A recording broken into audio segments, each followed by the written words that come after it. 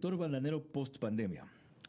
Lo primero diría yo es tener cuidado con el Fusarium 2, ante el cual creo que hemos bajado un poco la guardia porque está cerca en el Perú. Pero lo más importante lo va a decir Richard Salazar Veloz, 49 años, guayaquileño, director ejecutivo y administrador de la Asociación de Comercialización y Exportación de Bananos de Acorbán. Bienvenido, buenas noches. Gracias, Carlos. Un placer estar en este prestigioso programa y emisora radial. Un gusto saludar a todos los participantes en esta entrevista. Bien, el banano sigue siendo para el Ecuador definitivamente un pilar importante, no solo en la generación de empleos, más de 250.000 plazas directas e indirectas, 3.500 millones de dólares en exportación. Sin embargo, es un sector que lastimosamente ha venido decayendo en los últimos años, Carlos, por varios factores. Menos mal, en la pandemia, en el 2020, a pesar de todas las complicaciones, fue nuestro año récord en volumen de exportación. Y en términos monetarios, algo parecido. Expliquemos eso. ¿Cuál fue la causa? La gente nunca dejó de comer. Ok. Y el banano es un producto bueno, bonito y barato, que llega... ¿Aquí, en el extranjero, no? Por supuesto, bueno. Pero aún así, en comparación con otras frutas y vegetales, es barato también. ¿Seguían demandando la fruta? Sin duda que sí. A pesar de las complicaciones logísticas, sí. ¿Sabe cuánto compro yo un banano en París? 1.15 más o menos. En promedio, 15 centavos. Una cosa chiquita. Aquí con eso compras 8 o 10 fácil, ¿ya? el promedio de Europa del Norte es €1 el kilo. Pero bueno, en todo caso, hay problemas en este año, estimado Carlos. No, pero antes terminamos de contestar el 2020, porque la gente no dejó de comer. Ok. Y ustedes no dejaron de trabajar. No, nunca paró el sector, toda la cadena de banano realmente. Exactamente.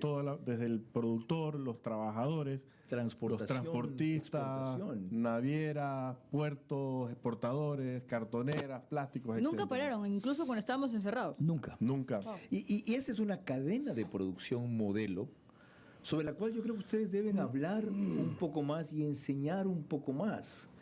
Porque cómo hicieron el milagro, ¿ya? Es porque el producto tuvo demanda. Pero ustedes se prepararon para mantener la oferta. ¿El nivel de mortalidad cuál fue?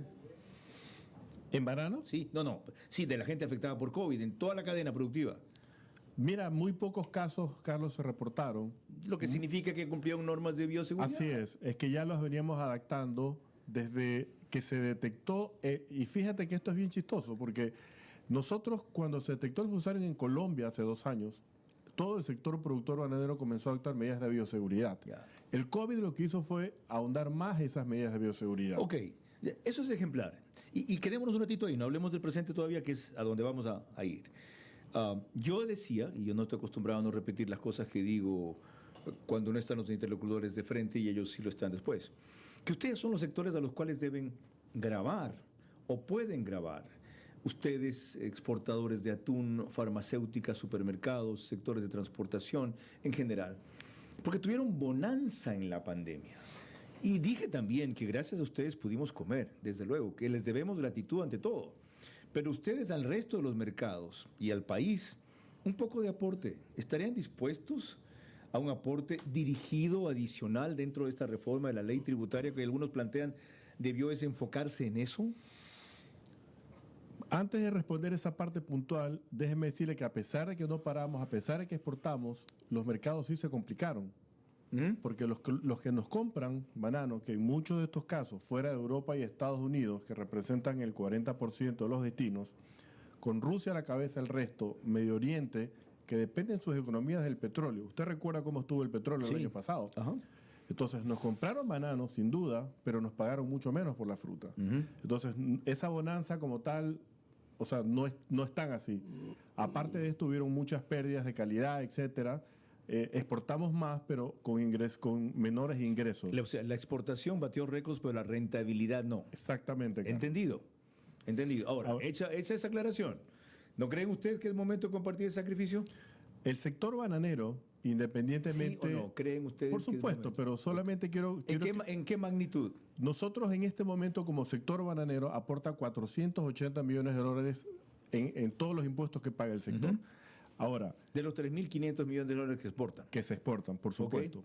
Es toda la Sí, carga 15% más o menos en tributos. así ¿Ok? es, en general, de todos los impuestos, insisto. Sí. De hecho, el banano tiene un impuesto particular, que es un impuesto único a la venta, no a la renta. Incluso puedes perder plata, pero tú pagas ese impuesto. Correcto, correcto. Pero más allá de eso, el sector sigue trabajando, sigue aportando. Una de las cosas que es importante determinar, Carlos, es que, por ejemplo, el sector productor de banano sí tiene un incentivo tributario, que también lo tiene el sector exportador, pero que nunca se implementó. Entonces, el sector exportador de banano en general tiene problemas este 2021, que es lo que le decía hace un rato, que a pesar de que las cifras fueron interesantes en el 2020, este año se ha complicado, porque hemos reducido las exportaciones en un 4% porque los mercados se han contraído en algunos casos. Y a esto usted tiene que sumarle dos problemas adicionales. El uno es que en el caso de la Unión Europea han adoptado la política del Green Deal o Pacto Verde, donde por ejemplo, nos han eliminado el uso de una molécula química como el clorpirifos, que controla la mancha roja.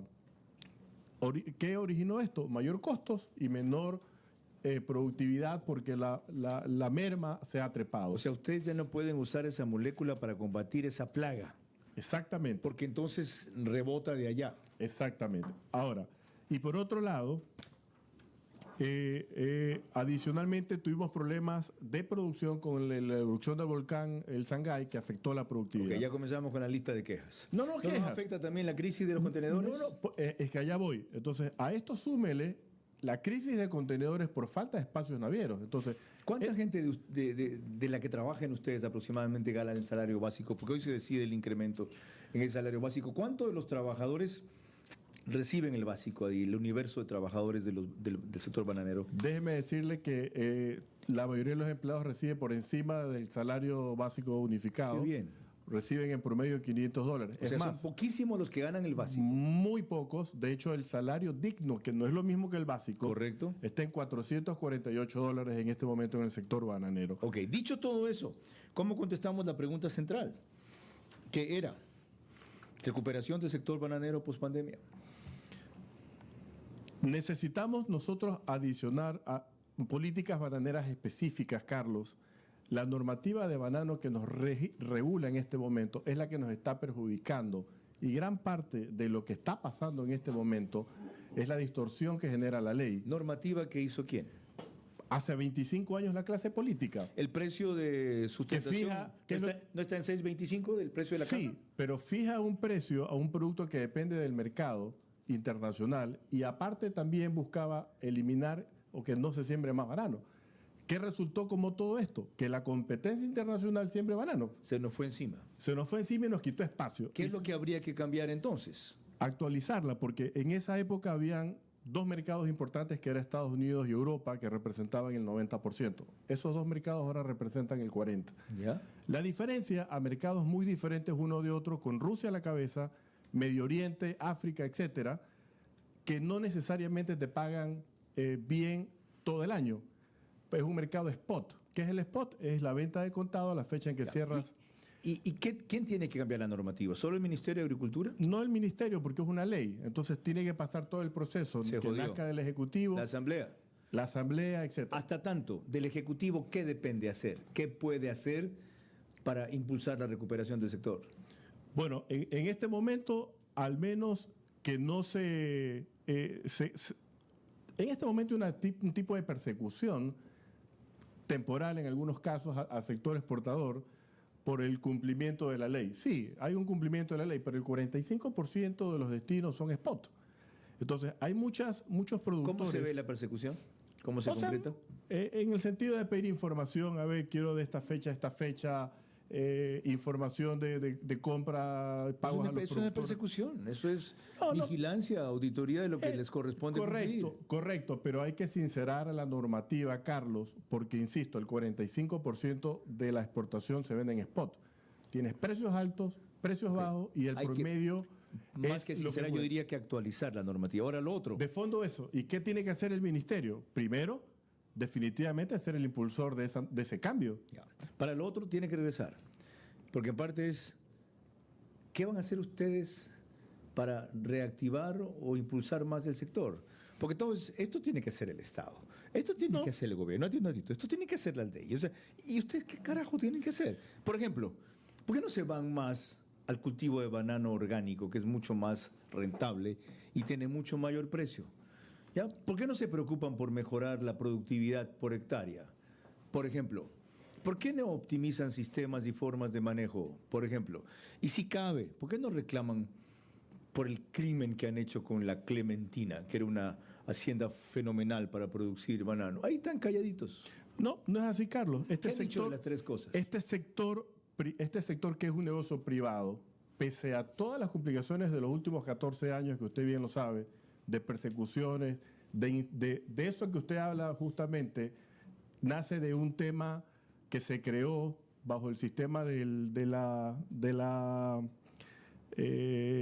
precio de transferencia famoso. Sí.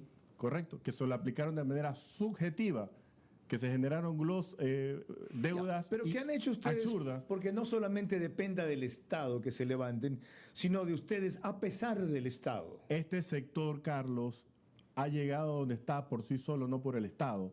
Hemos llegado a 63 países en el mundo por esfuerzo privado.